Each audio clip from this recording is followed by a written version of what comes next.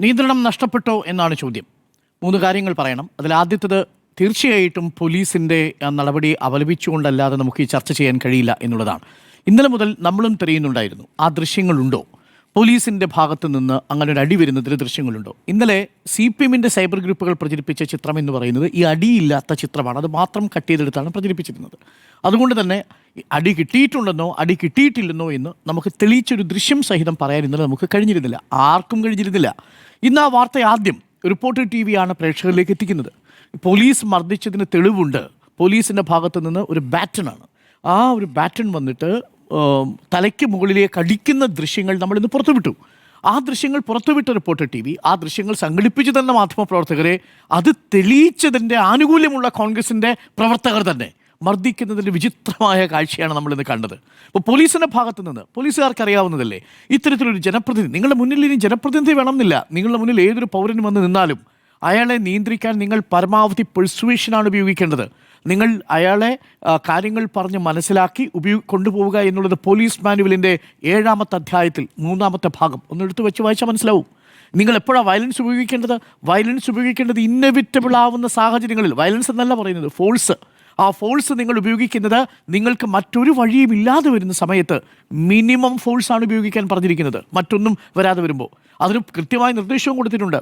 എവിടെയാണ് ഇനി ഏതെങ്കിലും തരത്തിൽ ലാത്തി ചാർജ് ചെയ്യണമെന്നുണ്ടെങ്കിൽ മണ്ടക്കിട്ടടിക്കാനല്ല, മുട്ടിന് താഴെ മാത്രമേ നിങ്ങൾ അവരെ ഏതെങ്കിലും തരത്തിൽ മർദ്ദിക്കാൻ പാടുള്ളൂ. പക്ഷെ നോക്കൂ, നിങ്ങൾ ലാത്തി ചാർജിൻ്റെ എല്ലാ ദൃശ്യങ്ങളും, അത് CPM ഭരിക്കുമ്പോഴാണെങ്കിലും ശരി, കോൺഗ്രസ് ഭരിക്കുമ്പോഴാണെങ്കിലും ശരി, വരുന്നത് തലയ്ക്ക് മണ്ടക്കിട്ടിടിക്കുന്നതാണ്. എല്ലാ ലാത്തി ചാർജിലും തലപൊട്ടുന്ന കുട്ടികളുടെ ദൃശ്യങ്ങളാണ് നമ്മൾ കാണാറുള്ളത്, സെക്രട്ടേറിയറ്റിൽ പ്രതിഷേധം നടത്തുന്ന സാഹചര്യത്തിലും. ഇന്നലെയും അതേ രീതിയിലല്ലേ? പക്ഷേ ഇന്നലെ എന്നെ അത്ഭുതപ്പെടുത്തിയത് അവിടെ തർക്കമുണ്ടാവുന്നു, പോലീസും ഷാഫി പറമ്പിലും തമ്മിലാണ് തർക്കം, അത് ആ ദൃശ്യങ്ങളിൽ കാണാം. പക്ഷേ ഏറ്റവും പ്രധാനപ്പെട്ട കാര്യം, ഇന്നലെ അവിടെ നടന്ന സംഘർഷം ശബരിമലയുമായി ബന്ധപ്പെട്ട വിഷയമേ ആയിരുന്നില്ല. പട്ടാമ്പിയിലെ CG കോളേജിൽ നടന്ന ഒരു യൂണിയൻ തിരഞ്ഞെടുപ്പ്, UDSFലെ വിദ്യാർത്ഥികൾ വിജയിച്ചതിൻ്റെ പ്രകടനം നടത്തുന്നു. അതിനെ തുടർന്ന് അവിടെ ആ പ്രകടനത്തിൽ CPM LDF സംഘർഷം ഉണ്ടാവുന്നു. പഞ്ചായത്ത് പ്രസിഡന്റിന് അവിടെ പരിക്കേറ്റു എന്ന് പറയുന്നു. അതിനുശേഷം പഞ്ചായത്ത് പ്രസിഡന്റ് നല്ല ഉഷാറായി അതിനുശേഷം വീണ്ടും അവിടെ പ്രകടനം നടത്താൻ വേണ്ടിയിട്ട് UDF വരികയാണ്. ആദ്യം UDFൻ്റെ വിജയാഹ്ലാദം, LDFൻ്റെ പ്രതിഷേധ പ്രകടനം, അതിന് തിരിച്ച് വീണ്ടും UDFൻ്റെ പ്രതിഷേധ പ്രകടനം, ആ പ്രതിഷേധ പ്രകടനത്തിന് ബദലായിട്ട് LDFൻ്റെ പ്രതിഷേധ പ്രകടനം. അതാണ് അവിടെ നടന്നത്. ഇതിന് ശബരിമല സ്വർണ്ണപ്പാളിയുമായി ഒരു ബന്ധവുമില്ല എന്നുള്ളതാണ് ആദ്യത്തെ പ്രധാനപ്പെട്ട കാര്യം. രണ്ടിത് വിദ്യാർത്ഥികളുടെ യൂണിയൻ തിരഞ്ഞെടുപ്പുമായി ബന്ധപ്പെട്ടൊരു വിഷയമാണ് ഇന്നിപ്പോൾ തെരുവിലേക്ക് വലിച്ചിഴക്കപ്പെട്ടിരിക്കുന്നത് എന്നുള്ളതാണ്. 3, ഇക്കാര്യത്തിൽ പോലീസുകാരുടെ ഭാഗത്തുനിന്നുണ്ടായത് ഒരിക്കലും നമുക്ക് അംഗീകരിക്കാനാവാത്ത കാര്യമാണ്. കാര്യം അവിടെ ഒരു ലാത്തി ചാർജിന് വേണ്ടുന്ന സാഹചര്യം ഉണ്ടായിരുന്നില്ല എന്നുള്ളതാണ്. മാത്രവുമല്ല, ഇനി ഉണ്ടെങ്കിൽ പോലും അങ്ങനെയല്ല ചൂരൽ ഉപയോഗിക്കേണ്ടത്, അത് വളരെ കൃത്യമായി പറയുന്നുണ്ട്. നമുക്ക് അവിടെ നിന്ന് കാണാം, അതും ഒരാൾ അവിടെ നിന്ന് എത്തിയാണ് അടിക്കുന്നത് കേട്ടോ, തൊട്ടു മുന്നിൽ നിൽക്കുന്ന ആൾ പോലുമല്ല. അതിന് തൊട്ടു മുന്നിൽ 1-2 പോലീസ് ഉദ്യോഗസ്ഥർ അവിടെ നിൽപ്പുണ്ട്. അവരുമായിട്ട് ഷാഫി സംസാരിക്കുന്ന സമയത്താണ് ഇവിടെ നിന്ന് ഓങ്ങി അടിക്കുകയാണ്. തലയ്ക്ക് കൊള്ളാതെ മൂക്കിന് കൊള്ളുന്നു. മൂക്കിന് കൊണ്ടപ്പോൾ അത് വലിയ രീതിയിൽ പരിഹാസത്തിന് വിധേയമാവുന്നു, ട്രോളുകൾ ഇറങ്ങുന്നു. പക്ഷേ ഇന്നിപ്പോൾ ബേബി മെമ്മോറിയൽ ഹോസ്പിറ്റലിൽ വന്നിരിക്കുന്ന വിവരമനുസരിച്ച് മൂക്കിന് 2 സർജറികൾ വേണ്ടി, മൈനർ സർജറികൾ വേണ്ടി വന്നു എന്നാണ് മനസ്സിലാക്കുന്നത്. മൂക്കിൻ്റെ പാലത്തിനൊരു ഭാഗത്ത് ചെറിയ പൊട്ടലുണ്ട് എന്നാണ് മനസ്സിലാക്കുന്നത്. അതിന് എത്ര വലുതോ ചെറുതോ ആയ പൊട്ടലോ ആവട്ടെ, ഇന്ന് ദൃശ്യങ്ങൾ പുറത്തു വന്നതോടുകൂടി പോലീസിനെ ന്യായീകരിക്കാൻ ആർക്കും കഴിയാത്ത സാഹചര്യമാണ്. അതാണ് അതിലെ വസ്തുത. ഇനി അത് റിപ്പോർട്ട് ചെയ്ത മാധ്യമപ്രവർത്തകരെ ആക്രമിച്ചതിന് പിന്നിലെ രാഷ്ട്രീയ യുക്തി എന്താണ്? അതാണ് 2ാമത്തെ പ്രധാനപ്പെട്ട കാര്യം. നമുക്ക് അംഗീകരിക്കാൻ പറ്റുന്ന കാര്യമാണ്. അംഗീകരിക്കാൻ പറ്റുന്ന കാര്യമേ അല്ലെന്നേ. എന്തുകൊണ്ടാണെന്ന് വെച്ചാൽ, ഈ കേരളത്തിലെ മാധ്യമപ്രവർത്തകരെക്കുറിച്ച് കോൺഗ്രസ്സുകാർക്കുണ്ടായിരുന്നൊരു ധാരണ, റിപ്പോർട്ടർ TV വരുന്നതുവരെ എല്ലാം സർക്കാരിനെതിരമായി കൊടുക്കുന്ന, സർക്കാരിന് വിരുദ്ധമായി മാത്രം റിപ്പോർട്ട് ചെയ്യുന്ന, കേരള സർക്കാരിനെതിരെ മാത്രം റിപ്പോർട്ട് ചെയ്യുന്ന ഒരു സംവിധാനം പലപ്പോഴും നമ്മൾ കണ്ടിട്ടുണ്ട്. സ്വർണ്ണക്കടത്ത് വിഷയത്തിൽ നമ്മൾ കണ്ടിട്ടുണ്ട്. പല മാധ്യമങ്ങളും അത് ഏറ്റെടുത്ത് കൊണ്ടുപോകുന്ന സാഹചര്യം ഉണ്ടായിട്ടുണ്ട്. പക്ഷേ റിപ്പോർട്ടർ TV കൊണ്ടുവന്നതിന് ശേഷം സംഭവിച്ച കാര്യം എന്താ? നിങ്ങൾ സംസ്ഥാന സർക്കാരിനെതിരെ വരുന്ന വാർത്തകളും കേന്ദ്ര സർക്കാരിനെതിരെ വരുന്ന വാർത്തകളും, ഇനി അധികാരത്തിൻ്റെ ഭാഗമല്ലെങ്കിൽ പോലും പ്രതിപക്ഷത്തിൻ്റെ ഭാഗത്ത് നിൽക്കുന്ന പാർട്ടിയുടെ ഈ വിഷയങ്ങളും എല്ലാം നമ്മൾ ചർച്ച ചെയ്യുകയും അതെല്ലാം റിപ്പോർട്ട് ചെയ്യുകയും ചെയ്യും. പ്രതിപക്ഷവും ഓഡിറ്റ് ചെയ്യപ്പെടണം. ഭരണപക്ഷത്തിന് ഓഡിറ്റ് ചെയ്യപ്പെടാനുള്ള എല്ലാ ഉത്തരവാദിത്വവും ഉണ്ടെന്ന് പറയുന്നത് പോലെ തന്നെ ഇതൊരു പൊളിറ്റിക്കൽ എസ്റ്റാബ്ലിഷ്മെൻറ്റിൻ്റെ ഭാഗമാണ്.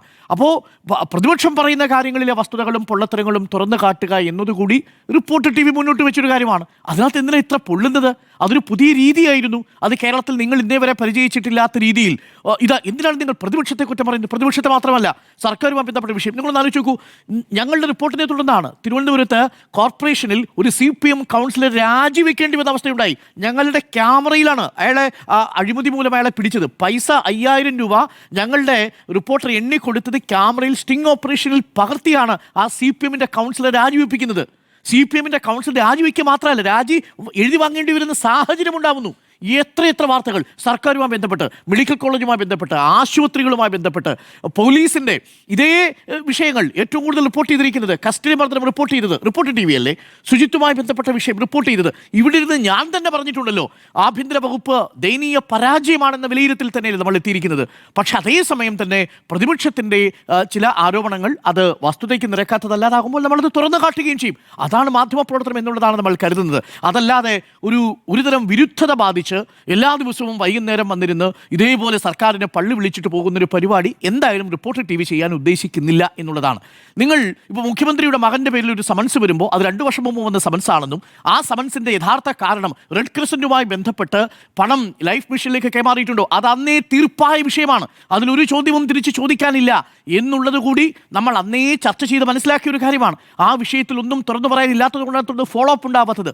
ഈ സമയത്ത് ഇതെല്ലാം പൊങ്ങി വരുന്നതിന് തികച്ചും രാഷ്ട്രീയമായിട്ടുള്ള സാഹചര്യമുണ്ട്. അതുകൊണ്ട് ആ വാർത്ത റിപ്പോർട്ട് ചെയ്യുന്നതിലെ പ്രതിപക്ഷത്തെക്കുറിച്ചുള്ള വാർത്തകളും റിപ്പോർട്ട് ചെയ്യുന്നതിൻ്റെ ഒരു നീരസം നിങ്ങൾക്കുണ്ടെന്നറിയാം. പക്ഷേ ആ നീരസം കൊണ്ടൊന്നും അത് റിപ്പോർട്ട് ചെയ്യാതിരിക്കുകയൊന്നുമില്ല. നമ്മൾ വാർത്ത എവിടെയുണ്ടോ അത് റിപ്പോർട്ട് ചെയ്യുകയാണ് റിപ്പോർട്ടറിൻ്റെയും എല്ലാ മാധ്യമപ്രവർത്തകരുടെയും ധർമ്മം എന്നാണ് ഞാൻ വിശ്വസിക്കുന്നത്. അത് നമ്മൾ മുന്നോട്ട് തന്നെ കൊണ്ടുപോവുക തന്നെ ചെയ്യും. ഏറ്റവും നിർഭാഗ്യകരമായ കാര്യം, ഈ ദൃശ്യം പുറത്തുവിട്ട മാധ്യമപ്രവർത്തകനെ, അതായത് പോലീസ് അടിക്കുന്ന ദൃശ്യം പുറത്തുവിട്ട മാധ്യമപ്രവർത്തകനെ കോൺഗ്രസിലെ ഗുണ്ടകൾ പെട്ട ചിലർ, അത് കോൺഗ്രസ് പ്രവർത്തകരാണോ എന്നുള്ളതൊക്കെ നാളെ ഇനി തെളിയിക്കപ്പെടേണ്ടതാണ്. പക്ഷേ അണികളാണ് എന്നുള്ള കാര്യം തീർച്ചയാണ്.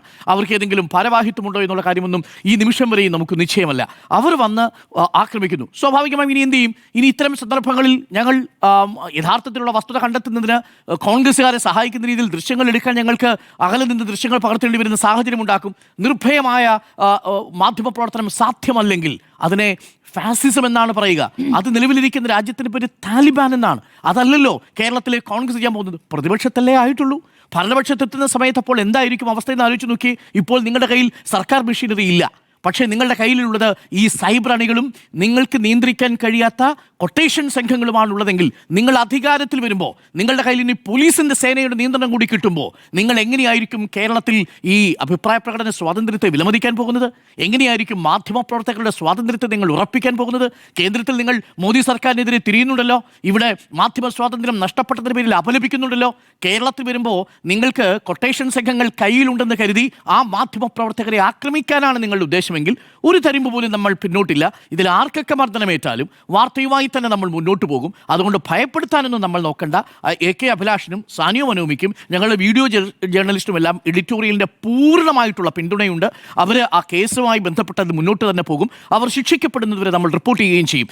നിങ്ങൾ സൈബർ കൊലവിളി നടത്തിയാലോ കൊട്ടേഷൻ സംഘങ്ങളെ ഉപയോഗിച്ച് മർദ്ദിക്കാൻ ശ്രമിച്ചാലോ നഷ്ടപ്പെട്ടു പോകുന്നതല്ല റിപ്പോർട്ടർമാരുടെ വാർത്താ ധൈര്യം എന്നുള്ളത്, റിപ്പോർട്ട് ചെയ്യാനുള്ള ധൈര്യം എന്നുള്ളത് ഇനിയെങ്കിലും നിങ്ങൾ മനസ്സിലാക്കുക. അത് മനസ്സിലാക്കിയില്ലെങ്കിൽ അതിൻ്റെ അപകടം നിങ്ങൾക്ക് തന്നെയാണ്. ഏറ്റവും കൗതുകകരമായ കാര്യം, ഇത് നിയന്ത്രിക്കാൻ മുകൾ തട്ടിലുള്ളവർക്ക് കഴിയാതെ പോകുന്നു എന്നുള്ളതാണ്. കാരണം ഇതിനെതിരെ എന്തെങ്കിലും ഒരു KSUവിൻ്റെ ഒരു നേതാവ് ഇന്നിപ്പോൾ അതിനെ വിമർശിച്ചുകൊണ്ട് രംഗത്ത് വന്നിട്ടുണ്ട്. ഇത് സ്വയം ശവക്കുഴി തോണ്ടുന്നതിന് തുല്യമാണ് എന്നാണ് ഒരു KSUവിൻ്റെ ഒരു ഭാരവാഹി പറഞ്ഞിരിക്കുന്നത്. യൂത്ത് കോൺഗ്രസിലെ ചില ആളുകൾ അതല്ലാതെയും പറയുന്നുണ്ട്. അവരൊക്കെ ഒരുപക്ഷെ നാളെ പോസ്റ്റുമായിട്ട് വന്നേക്കാം. ഈ ആക്രമണത്തെ ആരും അംഗീകരിക്കുമെന്ന് എനിക്ക് തോന്നുന്നില്ല. പക്ഷെ തുറന്നു പറയാൻ ഭയപ്പെടുന്ന പ്രതിപക്ഷ നേതാവ്, ഈ ആക്രമണങ്ങളെ എതിർക്കാൻ ഭയക്കുന്ന KPCC അധ്യക്ഷൻ KC വേണുഗോപാൽ, നിങ്ങളൊക്കെ നാളെ മാധ്യമ സ്വാതന്ത്ര്യത്തെക്കുറിച്ച് സംസാരിക്കുമ്പോൾ ചിരി വരുമെന്ന് മാത്രമേ നമുക്ക് പറയാനുള്ളൂ. ഇരട്ടത്താപ്പ് കാട്ടരുത് എന്ന് മാത്രമേ അവരോട് പറയാനുള്ളൂ. ഞങ്ങൾക്കറിയാം നിങ്ങൾക്ക് പരിമിതികളുണ്ട്. നിങ്ങൾക്ക് ഈ സൈബർ കൂട്ടത്തെ തൊട്ടാൽ നിങ്ങൾക്ക് പൊള്ളും, നിങ്ങളെ അവർ ആക്രമിക്കും എന്നുള്ളത് കൊണ്ട് തന്നെയാണ് ഇതിനെ നിങ്ങൾ തള്ളിപ്പറയാതിരിക്കുന്നതെന്നും ഞങ്ങൾക്ക് നന്നായിട്ടറിയാം. പക്ഷെ അതുകൊണ്ടൊന്നും ഒരു രോമത്തിൽ പോലും ഈ മാധ്യമപ്രവർത്തകരുടെ പ്രവർത്തനത്തിൽ തൊടാനൊന്നും നിങ്ങൾക്ക് കഴിയില്ല എന്ന് മാത്രം സവിനയം ഓർമ്മിപ്പിക്കട്ടെ. ഒരു കാര്യം കൂടി പറയാം. ഈ ഷാഫി പറമ്പിലിനെ ടാർഗറ്റ് ചെയ്തുകൊണ്ടുള്ള CPMൻ്റെ നീക്കം അത് CPMനാണ് തിരിച്ചടിയാവാൻ പോകുന്നത്, ഷാഫി പറമ്പിലിനല്ല എന്നുമാണ് എന്നാണ് ഞാൻ മനസ്സിലാക്കുന്നത്. കാരണം പാലക്കാട് നിന്നും അത്ര വലിയ രാഷ്ട്രീയ സ്വാധീനമൊന്നും ഷാഫി പറമ്പിൽ ഉണ്ടാക്കിയിട്ടില്ല എന്ന വിലയിരുത്തലാണ്. ഞാൻ നിയമസഭാ മണ്ഡലത്തിൻ്റെ കാര്യമല്ല, പാലക്കാട് ജില്ലയിൽ ഷാഫി പറമ്പിൽ നടത്തിയ പ്രവർത്തനം കൊണ്ട് കഴിഞ്ഞ തവണയും 12 നിയമസഭാ മണ്ഡലങ്ങളിൽ 10 LDFിനോടൊപ്പമാണ് നിന്നത്. ആകെ പാലക്കാട് ജില്ലയിൽ ഒരേ ഒരു നിയമസഭാ മണ്ഡലം മാത്രമേ കോൺഗ്രസിനോടൊപ്പം പോയുള്ളൂ, അത് പാലക്കാട് മണ്ഡലമാണ്. ബാക്കി 10 LDFും ഒരെണ്ണത്തിൽ മുസ്ലിം ലീഗുമാണ്, മണ്ണാർക്കാട്. അതുകൊണ്ട് അത്ര വലിയ പൊളിറ്റിക്കലായിട്ടുള്ള മാറ്റമൊന്നും ഷാഫി പറമ്പിൽ പാലക്കാട് ജില്ലയിൽ കോൺഗ്രസിന് വേണ്ടിയൊന്നും ഉണ്ടാക്കിയിട്ടില്ല. തൻ്റെ മണ്ഡലം സേഫാക്കി നിർത്തിയ ഷാഫി പറമ്പിലിനെ ഇപ്പോൾ നിങ്ങൾ ഒറ്റതിരിഞ്ഞ് ആക്രമിച്ച് കേരളത്തിലെ ഒരു വലിയ താരമാക്കി മാറ്റിക്കൊണ്ടിരിക്കുന്നു എന്നാണ് എനിക്ക് തോന്നുന്നത്.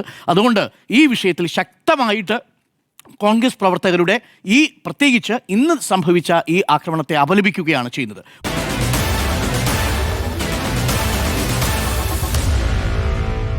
Meet the editors.